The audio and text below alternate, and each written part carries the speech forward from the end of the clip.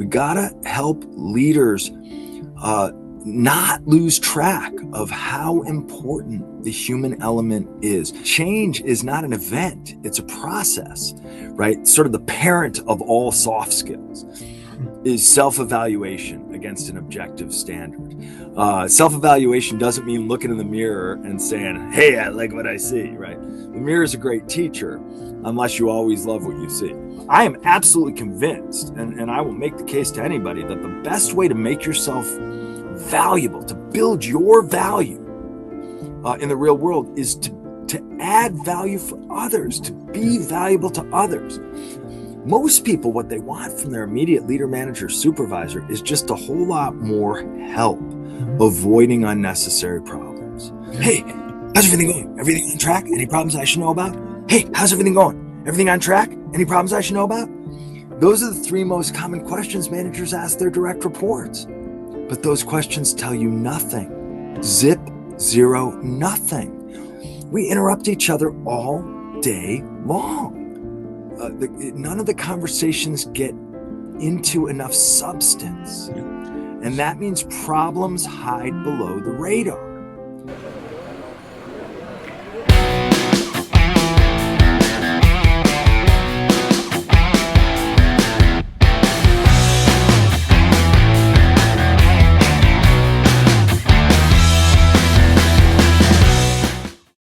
Hello, everyone, and welcome to the third session of the FLIGBY in Action live leadership series.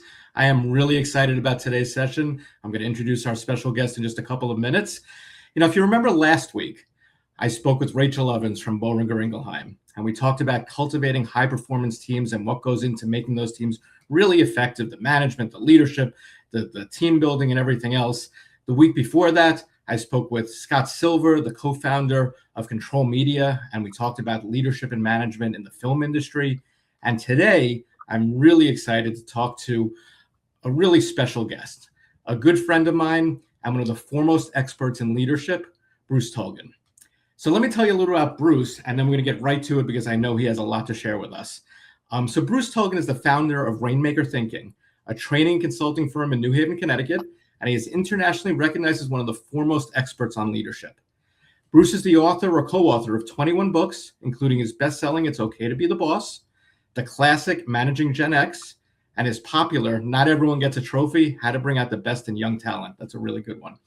His newest book, The Art of Being Indispensable at Work, is also available from Harvard Business Review Press. Another really good one because we always want to be indispensable, and I'm going to talk to Bruce about that in a little while. So now Bruce's work has been the subject of thousands of news stories around the world. He has written for the New York Times, USA Today, HR Magazine, the Harvard Business Review, and he also writes regularly for Training Magazine, Forbes.com, and Psychology Today. He also lectures regularly at the Yale School of Management and other business schools. Now, on top of all that, Bruce also holds a 7th degree black belt in Uechi-Ryu Karate, making him a senior master in that style. On top of all that, he's also married to a Pulitzer Prize winner, historian Debbie Applegate. So now that's Bruce's official bio, and now I'll tell you a little bit more about Bruce. So I met Bruce probably close to 15 years ago when he was interested in teaching a course with me in management and leadership in the Master of Science in Management and Org Leadership program at Albertus Magnus College, also in New Haven. And we ended up co-teaching a seminar, and the students really loved it. They got so much out of his expertise. I think that might have been one of the first times he actually taught a course fully. And it was just a lot of fun to have him in the classroom. And I have to say, Bruce is somebody who, has been a great friend. And anytime I ask him to do something, he's always there. So I really appreciate him being here today. And Bruce, I do have to say, before I turn it to you, I am really excited to be sitting and talking to you instead of power walking through New Haven as we chat. So, Bruce, welcome. I am so happy to have you here today. Howard, my dear friend, it is a privilege to work with you anytime. And it is true. I typically, anytime I can, I like to be on the move. And if somebody's willing to take a walk with me, then that's how I like to spend my time. And I got to say, Bentley, my dog prefers to be on the move as well. So thank you so much for all those times you have indulged us and taken walks together. And also, you're absolutely right. I am a longtime professor wannabe. Over the years, I have taught courses in a number of different programs, but usually I'm a guest speaker. And so you gave me one of the very few opportunities I've ever had to teach a whole class. And of course, I couldn't have done it without you. So thank you so much. That was definitely a lot of fun. And I got to admit, I kind of expected to see you walking as we were talking during this session. So I appreciate you setting up in your studio there. So anyway, Bruce, as you know, today's topic that we're going to be talking about is human skills as a competitive advantage. And, we're going to look at it from the perspective of today, 2026, there are a lot of changes. And one of them being AI and a real focus on kind of turning an organization into more of a tech focus in a lot of ways using AI. And we want to obviously keep those soft skills. That's so important to me and the work that I do and to you and the work you do, and making sure that our people are still adequately trained. And that's really what I want to talk about is kind of, looking at AI and looking how it continues to change. And I know you work with a lot of different organizations and consulting and coaching and speaking and everything else. What do you see there in terms of human skills? Are they being treated the same way? Are you seeing people putting as much of a focus on as they used to? Well, look, so for a long time, I've been doing this work for 30 plus years. For a long time, the sort of bond between employers and employees has been changing. It used to be, at least for some period of time, maybe just after World War II for a couple of decades, that there was a default presumption of success, that people would hitch their wagon to the star of an established organization, pay their dues, climb the ladder, do as they're told, keep their head down, keep their mouth shut, make a few sacrifices, wait for their boss to notice them. And in the end, they were waiting for the system to take care of them in the long term. That at least the default presumption was, if you were a success-minded person, you were going to make a career that was based on a mutual bond of loyalty. This was a hierarchical model, but there was a long-term promise of some kind of job security and some kind of long-term commitment. And that's been breaking down for decades, right? When we first started doing our work in the early 90s, downsizing, restructuring, and re-engineering were hitting the workplace like a freight train. Along the way, globalization and technology has continued to transform business in every way. Institutions are in a state of constant flux. Individuals feel more and more like they can't rely on institutions to take care of them and take care of them and help them take care of their families. The information tidal wave continues to grow, so there's more and more information about more and more sources about any subject every day.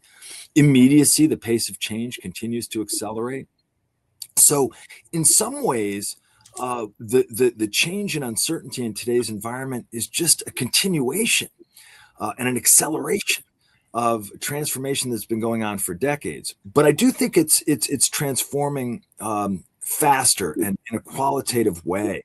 Everywhere I go, there's usually a speaker about change and uncertainty, and they usually say, enjoy today, because there's changes going at the slowest pace today than it ever will for the rest of your life, and there's less uncertainty today than there ever will be for the rest of your life. And there's usually an expert on AI too saying, hey, whatever the AI is using today, mark my words, it's dumber than the AI you will encounter ever again going forward. AI is just going to get smarter and smarter and smarter and smarter and smarter. So what's going on is a qualitative shift, right? And here's the thing: the more things change, the more things become uncertain, the more robots are taking over so much work that we never thought anyone but a human being could do. The more this happens, the more I think organizations can find themselves undervaluing human talents, human judgment, human interaction, human relationship dynamics. The human element right? And my view is that one of the things I'm trying to help my clients do, one of the things we learn in our research, is we've got to be careful not to let business leaders and government leaders, nonprofit leaders, we got to help leaders not lose track of how important the human element is. The more things change, the more uncertain things become, the more sophisticated technology becomes, the more the human element can be forgotten, the more important I think it is to keep the human element alive and to keep investing in the human aspects of work and working relationships. Yeah, no, I couldn't agree more. And I see that as well. Looking at more AI coming through, and also, like you said, just consistent and constant change. And I love that you said the word before, immediacy. And that's what people are always looking for today. They want things, they want feedback right away, they want change. If it's going to happen, they want to just go with it. And I think that's where, to me, leadership comes into play even more, is the preparation for that and helping our people to be ready for these things. And what do you think about all that? What do you think? How can managers and leaders really help their team to be proactive with dealing with all of these changes that, like you said, are going to happen more and more every day? Yeah, I mean, I think, look, everywhere I go, we're in the midst of a change leadership process. And what a lot of folks are like, okay, let's get this change over with so we can get back to work and get back to normal and get back to doing what we were doing before. The problem is we're not going back, right? And change is not an event, it's a process. And I think the new constant is change and uncertainty and technology evolution. Or maybe it's occurring at a rate sufficient that we should call it technology revolution. And look, we may be young enough still, Howard. You and I, we may, or at least you are, young enough that we may see when human beings become practically obsolete, when the robots are eating our lunch and doing all the work, and there's really nothing left for the humans to do. But right now, that's not the case. Right now, everywhere I go, there are still lots and lots of people, and their productivity, their quality, their attitude, their ability to manage themselves and manage relationships, their ability to show up and work very well, very fast, all day long, with a smile on their face, and try to lift other people up and support them. That is still central to the experience of most people, and still critical to the success of most organizations. So, I'm one of these people who thinks, when we were gathering together in hunting bands, 10,000 years ago, chasing after wildebeest, or 13,000 years ago, I guess, chasing after wildebeest, leadership was critical. Collaboration was critical. Communication was critical. Self-management was critical. Attitude was critical. Effort was critical. And I think that's still true today, even though the robots are doing more and more of the work. Yeah, I mean, we still need to learn how to develop relationships with people, and we still need to get our people to want to work their hardest, smartest, best for us, as you like to say, right? So we need to find ways to build those relationships, establish trust, etc. So we do have a couple of questions here before I get to my next point. So John's asking you, Bruce, is job security still possible in the AI era, or should we be thinking differently about career security? Well, there's no such thing as job security, and there hasn't been for a long time. Career security is a term that I've been using for a long time instead of job security, because job security implies, what is a job, right? An old-fashioned job is a long-term relationship with one established employer. The presumption used to be that it was full-time, on-site, uninterrupted, exclusive, and probably long-term. And it had to do with a relationship with a particular employer. But career security inheres in the individual. Career security is about one's ability to manage oneself, and one's ability to keep learning marketable skills faster than they become obsolete, keep mastering broad transferable skills that never become obsolete, proving yourself to decision makers who can help you, adding value every step of the way, being able to add value and produce tangible results, being able to take care of yourself. So career security is more about the value proposition you as an individual are able to offer to anyone who's in the marketplace for your ability, your skill, and your hard work. And so I think really career security has been the name of the game for quite a while. I think job security has been dying for the last few decades. I think, Bruce, that's a great kind of segue into asking you a question about your latest book, which is a few years now, The Art of Being Indispensable at Work. And what can we as humans do to be indispensable at work with all these new advances of technology? I mean, so, here's what I think. A lot of people, what they try to do is they try to say yes to everyone and everything. They don't want to say no. If you want to be indispensable, right, that means you want to be a go-to person. You want people to go to you. And if you want people to keep going to you, there's a lot of pressure to say yes to everyone and everything, right? If you say no, maybe they'll go find another go-to person. If you say no, maybe they'll think less of you. They'll think you're lazy, or they'll think that you're not up for the challenge. And so, you got to be really careful, because in this era of trying to become indispensable, a lot of people find themselves suffering from overcommitment syndrome, because they say yes to everyone and everything. And as a result, they end up overpromising, and they get overcommitted, and then they're always juggling. And if you're always juggling, then the strong likelihood is that you're going to drop the ball. So what I always tell people is, if you want to be indispensable, the first person you have to manage every day is yourself. The second person you have to manage every day is whoever is your boss right now, or your customer, your client. The third person you have to manage every day is anybody who reports to you, anybody who has dinner with their family and talks about their boss and they're talking about you.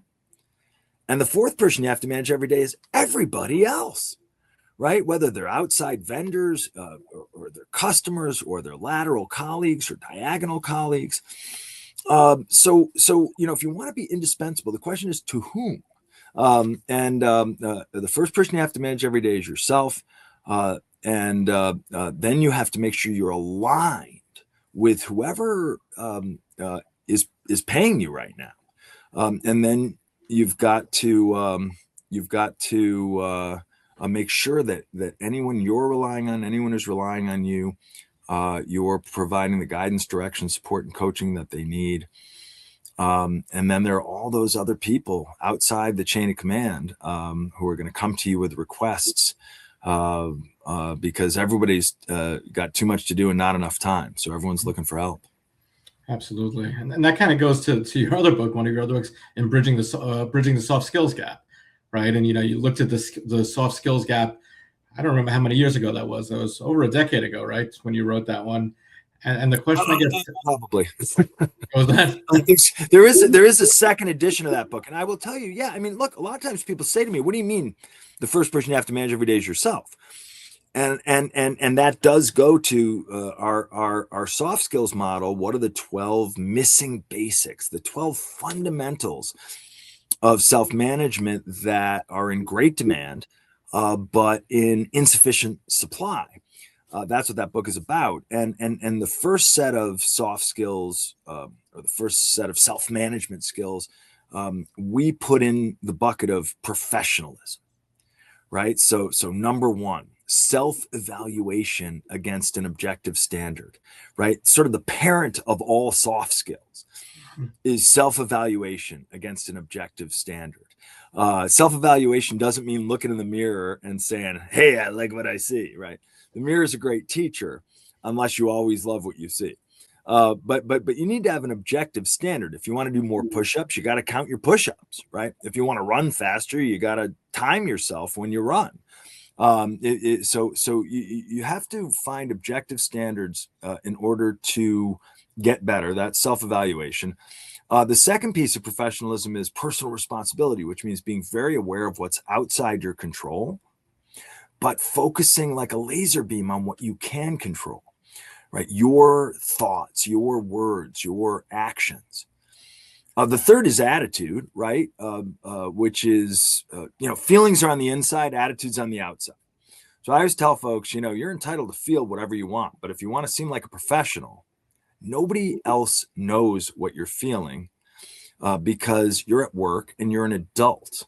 So attitude is your word choice, your volume, your expressions, your tone, your gestures, and presenting a positive attitude is another key aspect of self-management and professionalism. Fourth is basic work habits. That's everything from timeliness to being able to stay organized, using good tools like checklists, taking notes. And finally, the fifth element of professionalism is interpersonal communication. What comes after that is critical thinking, which is building foundational knowledge, mastering repeatable solutions to recurring problems, and getting good at making decisions. And then finally, it's teamwork, which is the ability to appreciate context, to read context, to come into a situation and read the context, to figure out what makes a good citizen in this context, to approach every relationship with a service mindset. How can I add value here? And then to play your role on the team before you try to go beyond your role. If you're on a baseball team and you're playing shortstop, you got to field those ground balls and make those double plays before you try to go out in left field and catch a high fly ball or run around behind the plate and catch the pitcher's pitches. That would be silly, right? You got to play your position on the team to the most before you try to build on that. And that's our model. That's our soft skills model. And in a way, when I say the first person you got to manage every day is yourself, that's what I'm talking about. So Bruce, with that, so I know you base everything you do on research. Have you seen a change in where which soft skills were stronger back then to now? Are there stronger skills now in today's workplace? Where's the gap now? Is there a gap? Yeah, I mean, these are the 12 we've been monitoring, right? Because they have been an increasing demand among leaders, managers, and supervisors. That's more and more what they're looking for when they're looking for the human element. And they're in diminishing supply. So, I'm always trying to help folks find a strategic advantage, right? When there are these very human skills that are in great demand but diminishing supply, then that's a good place to concentrate your your personal development on. But I would say right now what we see a lot of is what's wrong with self-evaluation nowadays. Well, there's a widespread thought that all styles are equally valuable. Right. So all styles are equally valuable. They're equally legitimate. And so I don't need an objective standard, right? I just got to be me. Personal responsibility. There's this sense of all these factors all around the world. An earthquake around the world, or a war, or a trade war, can change things for us today, even though they're happening halfway around the world. So it's easy to focus on what you can't control. Mm-hmm. Right. Or, people think, well, attitude, that's just who this person is. Right. Interpersonal communication skills have been waning ever since we started, staring at these handheld supercomputers. Decision making and critical thinking, of course, they've been diminishing because we all have handheld supercomputers where we can find the answer to any question instantly.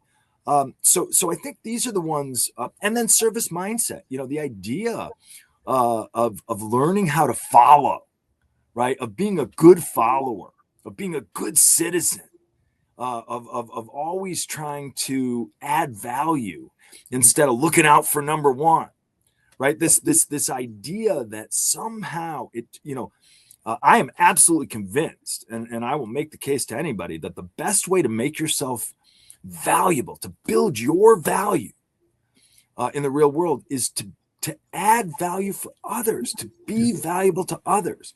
The more you're good at adding value for others, the more you serve, the more you contribute, the more you do for other people, the more you do to lift other people up. That's how you make yourself valuable. But that kind of thinking is out of style. Yeah, and it goes in, as you know, my latest book, Leadership in 5G, right? Those are the G's, right? Get to know your people and give them what they need.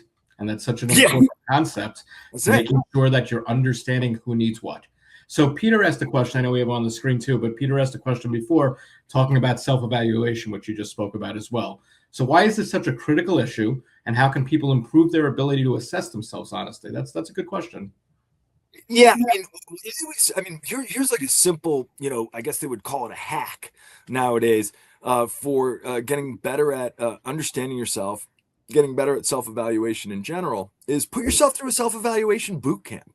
Go online. There's all these self-assessments. Don't just do Myers-Briggs and get addicted to that or get attached to that vision of yourself. Myers-Briggs is great, but what about the DISC model? Do that one. What about the color energies? Dig into that. The Enneagram. Find as many self-assessments as you can and put yourself through a self-assessment boot camp. Go ask your colleagues for candid feedback about yourself. Take any task, responsibility, or project and start keeping score for yourself more precisely. Keep track of your productivity. That means how much work do you get done, how fast. Keep track of your quality. That means negative error rate, plus intangibles like style or beauty. Start keeping score for yourself. Ask other people for candid feedback. And again, a way to accelerate it is to go out into the internet, Google self-assessments. Some of them you can pay for and you get a more elaborate report. A lot of them are just free. And learn about yourself, pay attention and be honest with yourself. It's very hard to be objective about yourself. Nobody's less subjective about you than you, except maybe your parents. And so the trick is getting good self-evaluation and using objective measures. And it's like the parent of all soft skills, right? Because if you're not good at self-evaluating, how do you get better? Right? How are you going to help yourself get better? How are you going to get help getting better if you don't keep score? Yeah, and again, self-assessments are huge. I love what you said about asking other people too. I work a lot with people and I tell them to put together a personal board of directors. Just like an organization has a board of directors that gives them advice and helps them along the way, we all need to have that inner circle of people who will give us the honest truth and let us know if we're being stupid with what we're doing or we're on the right path. But having our best interest at heart. And that's really the key, is finding those people who do that for us. So Bruce, looking at the generations, right? And I know you do a lot of work with different generations.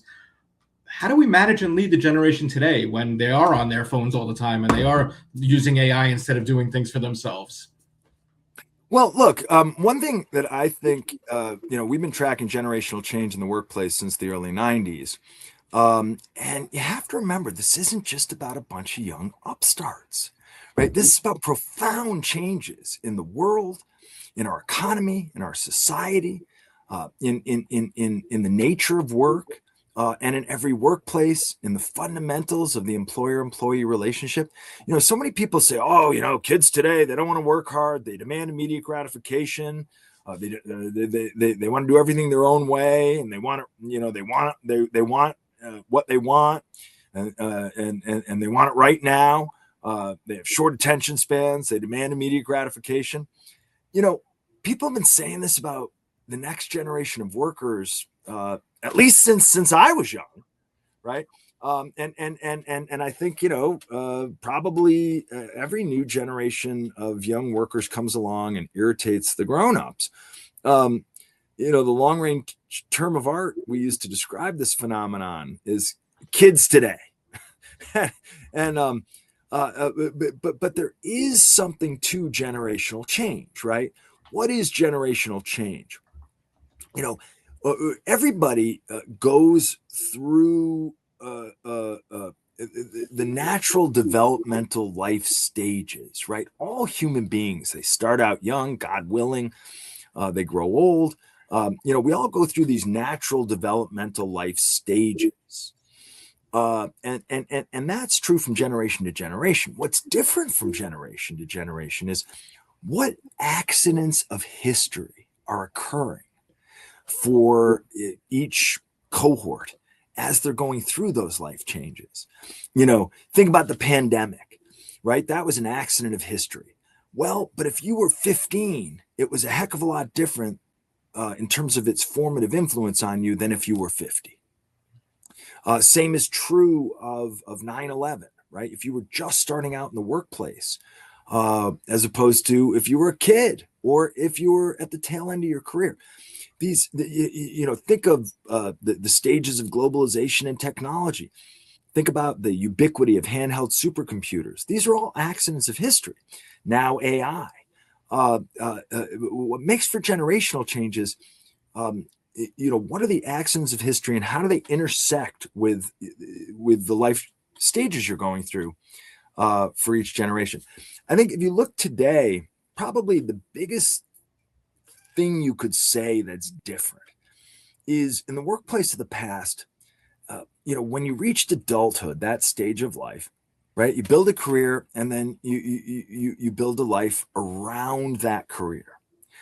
Nowadays, people, they want to build a life and then build a career that they can wrap around that life, right? The life part comes first. And nobody trusts the system to take care of them in the long term anymore. So they're not willing to make a bunch of short-term sacrifices in exchange for vague promises about long-term rewards that may or may not vest in the deep, distant future, right? You could say, kids today are disloyal. But I think the loyalty now is between and among individuals, right? We build relationships with individuals that outlast our relationships with institutions. Look, young people today, they don't trust the system. They're not trying to wrap a life around a career. They're trying to wrap a career around a life.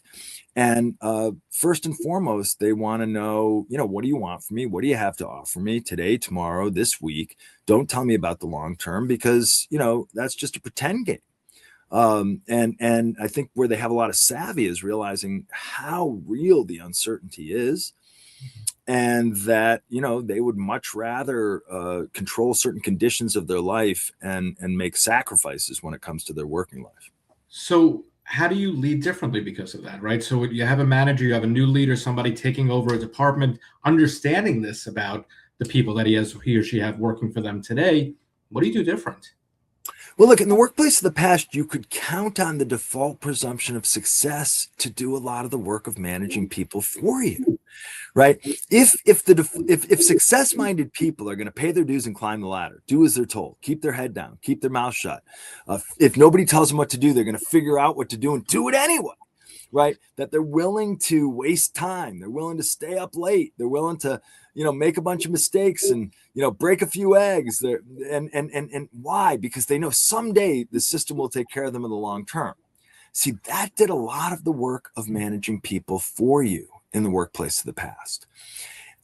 Nowadays, the system and those vague long-term promises are not doing the work of managing people for you. And if you don't trust the system to take care of you in the long term, who do you look to take care of you in the short term? You look to your boss, your immediate boss, your immediate leader, manager, supervisor. That's who you look to help you get your needs met in the short term. And so that means managing people has become much more high maintenance, much more high maintenance. And what I tell leaders, managers, and supervisors is, people need you.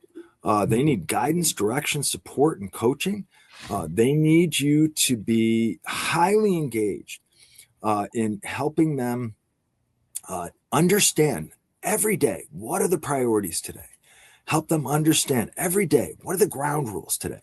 Help them understand every day, what are the marching orders? And hey, what are the likely problems that are going to occur, right? What are the most common recurring problems? And what are the repeatable solutions I can use? So I think managing people has become a much more hands-on endeavor. I think leadership is a contact sport. And look, self-starting high performers, they need leaders too. Low performers who are hiding out, they need somebody to keep a bright light shining on them so they can't hide. Most people, what they want from their immediate leader, manager, supervisor is just a whole lot more help avoiding unnecessary problems, help solving problems before they get out of control, help planning resource needs. They need help making sure they're going in the right direction. They need help dealing with their colleagues. They need help taking on new tasks, responsibilities, and projects.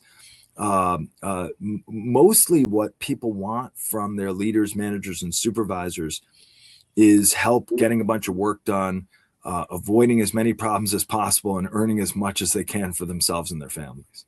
Yeah. And I think what you're kind of alluding to is that people want structure, and they may not necessarily even know that they want structure, but they need structure.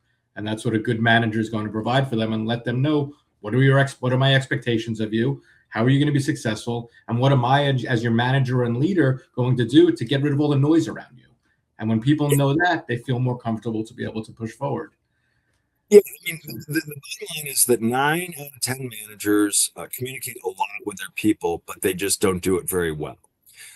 And what they do is they touch base with folks. How's everything going? Everything on track? Any problems I should know about? Hey, how's everything going? Everything on track? Any problems I should know about? Hey, how's everything going? Everything on track? Any problems I should know about?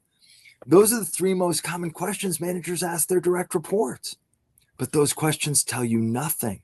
Zip, zero, nothing. All they do is make the manager feel like they're touching base. And they send a message to your direct report that you're in a hurry and you don't really have time to talk. How's everything going? What I'm looking for there is just fine. Everything on track? What I'm looking for there is, any problems I should know about? What I'm looking for there is, oh, it's under control. Don't worry. Right. And then, of course, managers say, hey, listen, I'm just a phone call away. Just send me a text. Come find me. And that leads to what we call management by interruption. Right. We interrupt each other all day long. Something pops into your head, you send a text. Something pops into your head, you send an email. Something pops into your head, you pick up the phone. Something pops into your head, you go find somebody. We interrupt each other all day long. And then, of course, we're in these mediocre team huddles. There's plenty of team huddles, but most of them aren't very good. And what ends up happening is, managers think they're in dialogue with their people because they're touching base. We interrupt each other all the time. We're in these team huddles. What happens, though? Because there's not enough structure, none of the conversations get into enough substance. Yeah. And that means problems hide below the radar.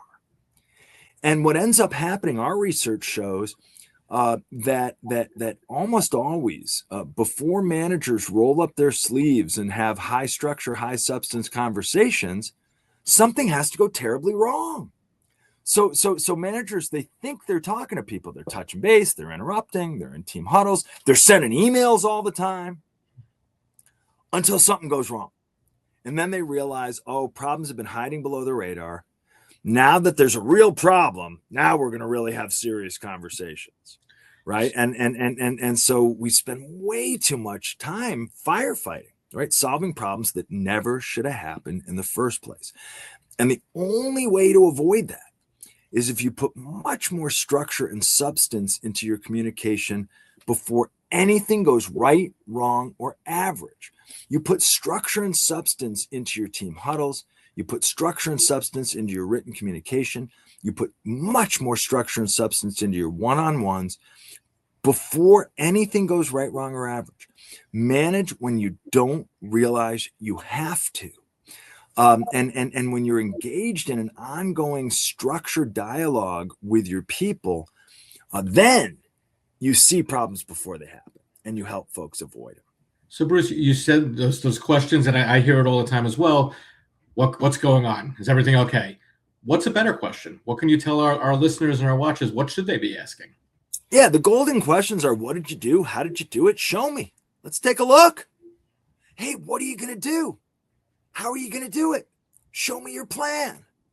Oh, you don't have a plan? Whoa, all right, let's sit down and make a plan. Hey, that recurring responsibility that you're struggling with, show me your standard operating procedures. Mm-hmm. Oh, you don't have standard operating procedures? Oh, hey, let's make some standard operating procedures. Or, oh, you do have standard operating procedures? Well, show me how you do it. And people are, oh, well, yeah, we have standard operating procedures, but see, this is how I do it. See, I have my own way of doing it. Oh, well, why aren't you doing it? Well, I just have my own way of doing it. Oh, okay, well, hey, let's take those standard operating procedures and turn it into a checklist. And then next time you do it, you do each thing and you go, check, right? So, what you want to do is you want to get into the substance of what people are doing. And in order to get into the substance of it, you got to get into some details. Hey, what did you do? How did you do it? Show me. What are you going to do? How are you going to do it? Show me your plan. What are your next steps? What concrete actions are you committing to? And then when are we going to talk next? When you can come back and give me an account. That's why they call it accountability, right? Because you make a commitment, then you go do it, and then you come back and give an account of how you did it. That is the dynamic you want to get into when you're guiding, directing, supporting, and coaching people. And sometimes people say, oh, well, that sounds like micromanaging. No, it's just managing. It's just plain managing.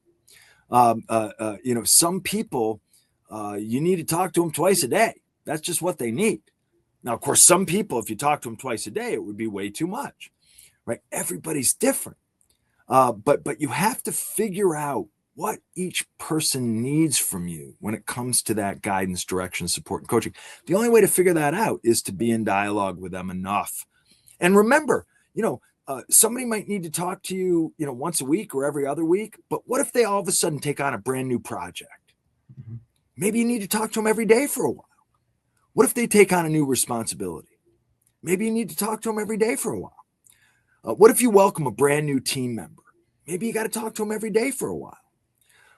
What if somebody slows down or starts manifesting a bad attitude, or you sense maybe something's going on outside of work that's affecting who they are at work? Then maybe you got to talk to them every day for a while. See, the human element is what we're talking about here. Human beings are not robots. Human beings are peculiar, right? Every single person is a special case. Now, some of them, old guys like me are good at having a poker face, right? So you're not going to know if I'm having a bad day. There's no way you would know. Like, I could have an axe sticking out of my leg right now and you would not know it, right? But everybody's a special case. And some people are not afraid to show you. Some people are. But the human part is you don't coach people just when things are going wrong. That's no way to build trust and confidence. That's no way to really become somebody's performance coach, right? You got to talk to people right, wrong, and average every step of the way. That's how you build trust and confidence. That's how you get to know people. That's how you read their changes in attitude. You read when they're having a good day or a bad day. You can tell when they need more help or less help.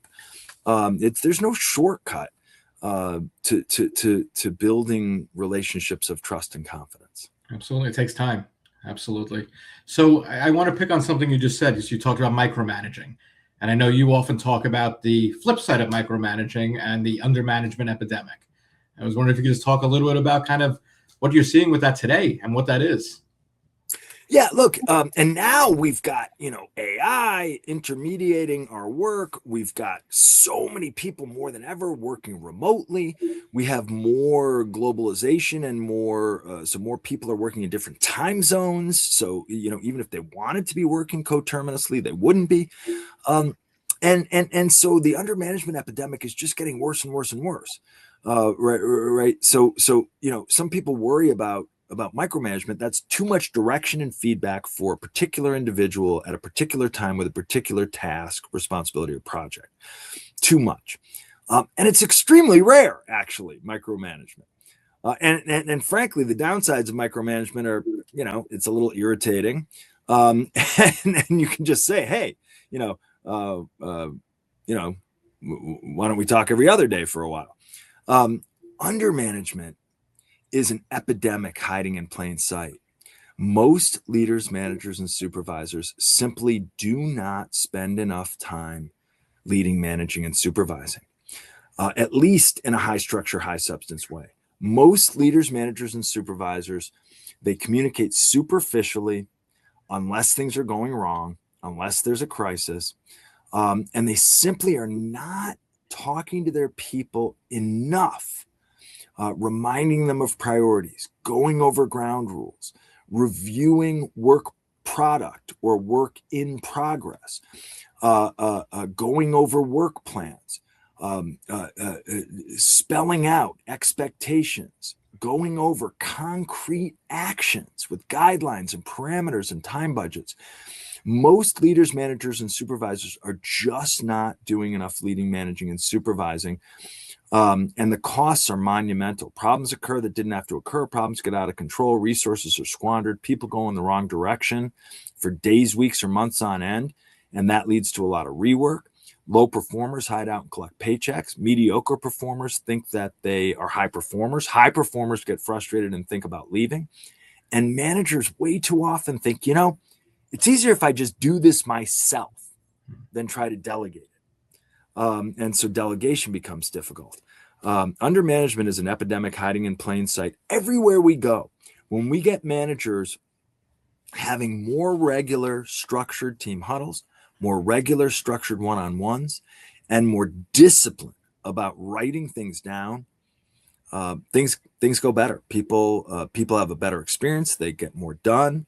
Low performers stick out like sore thumbs and you can get them off the team. High performers feel more recognized. Managers have a better ability to delegate.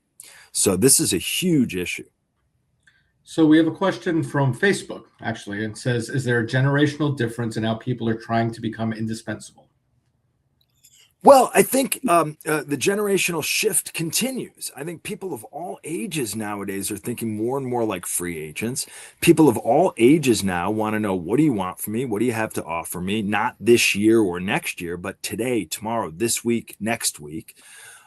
People of all ages want to know, what do you want from me? And what do you have to offer me in exchange? And this is what we call short-term transactional mindset. And the younger the person, the more likely they are to have a more short-term and transactional mindset. But we see this among people of all ages more and more. But the younger people are canaries in the coal mine. They're at the bleeding edge of these trends. Young people in the workplace are much less likely to trust established institutions. They're much less likely to be willing to make lifestyle sacrifices in exchange for career advantages. Young people in the workplace want to know, if you're in charge of me, you better be good at it. Let's see, why are you in charge of me? They're much less likely to take organizational authority for granted. They're much less likely to take organizational rules for granted. It's one of the things I always say, is a huge missing piece in organizations today, that we just don't train leaders in the fundamentals of leadership. But every bit as much, there's a missing piece. We don't teach people how to follow. We don't teach people how to be good citizens, how to serve, how to do their part in the working relationship. Our number one client for decades was the United States Armed Forces and the intelligence community. And I always say, imagine trying to manage a Marine who hadn't been through boot camp. Right. And I will tell you, one of the things I learned working with the military over the years, they never put anyone in charge of anyone without teaching them the fundamentals of leading, managing, and supervising. And that's true from the lowest level of leadership at the fire team level.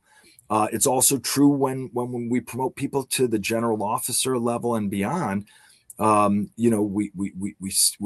happens every time you get promoted?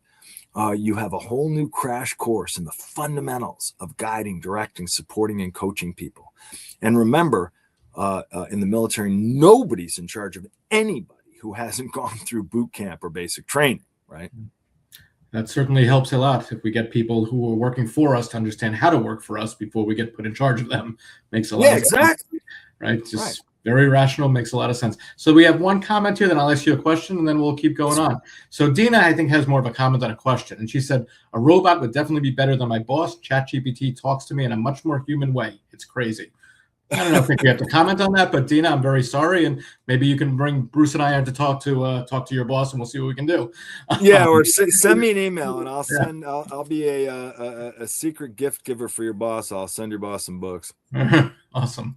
And John said, as AI becomes increasingly capable, what do you think will always distinguish exceptional human professionals from machines? It's very hard to know. If you've ever read Noah Yuval Harari is one of my favorite thinkers right now. He wrote a book called Sapiens and a book called Homo Deus, a book called 21 Lessons for the 21st Century. He's now got a book out called Nexus. And Harari seems to be of the opinion that there is no limit to what machines can learn how to do. He points out that as computers can watch our eye movements, and at some point we'll be able to monitor other sensory data and evaluate other sensory data, that machines might know us better than our own families because of the nuances they'll be able to measure. I find that really scary. I also find it interesting, but at least for now, what human beings bring to the table is the ability to treat other people, every one of them, like a special case. To realize that human beings have needs and wants, that human beings have unique weaknesses and unique strengths, that I guess, judgment has been the killer app of the human brain, but maybe the machines are going to be able to make better judgments. I don't know if the machines will ever be able to care more about each other and us than we are about. I don't know if machines will ever be able to care more about us than we do about each other, I should say. I think it's an open question. If you're truly looking at the evolution of technology, it's an open question. But I think for now, you have to look at attitude. You have to look at interpersonal communication. You have to look at the desire to serve others, to lift people up and make them better, and the desire to take care of each other in some way. Yeah, I mean, I think we just have to wait and see. And that's really the answer to that, right? Sylvia really likes your point, Bruce, and I do as well. We shouldn't just focus on managers. The other side would also benefit from targeted development. And I think that's the key, right? Everybody needs leadership and followership development, learn how to work on a team, learn how to follow, learn how to lead, and just learn how to be, like you said, a good citizen. So if anyone else has any other questions, go ahead and type them in. Otherwise, Bruce, this has been a great conversation. And I promised everyone that they would have a lot of information and they'd get a lot of tips and pointers. And I think you certainly gave that to them. So thank you so much for being here. For those of you listening and watching, this has been a great talk. I hope you'll watch this over and over again because I'm sure you missed something. Bruce said a lot of things here today. Join me next week when I get to speak with the commissioner for the Department of Emergency Services and Public Protection, my friend Rennell Higgins, and he's going to talk about leading in times of complexity. So we're going to take everything Bruce talked about, everything we talked about in terms of teaming last week, and everything we talked about in terms of management and leadership, maybe not as much in film, but we can apply some of it and apply it to something that's certainly very serious, leading public protection, a very important topic. So Bruce, thank you so much. Really appreciate you. Fantastic. Howard Fero, the leadership doc. It's always a privilege to work with you. Thank you. I look forward to doing it again soon. So everybody, thank you so much for being here. Those of you listening in the recorded areas, keep following, keep up with FLIGBY, and just keep leading. So thanks so much. Have a great day.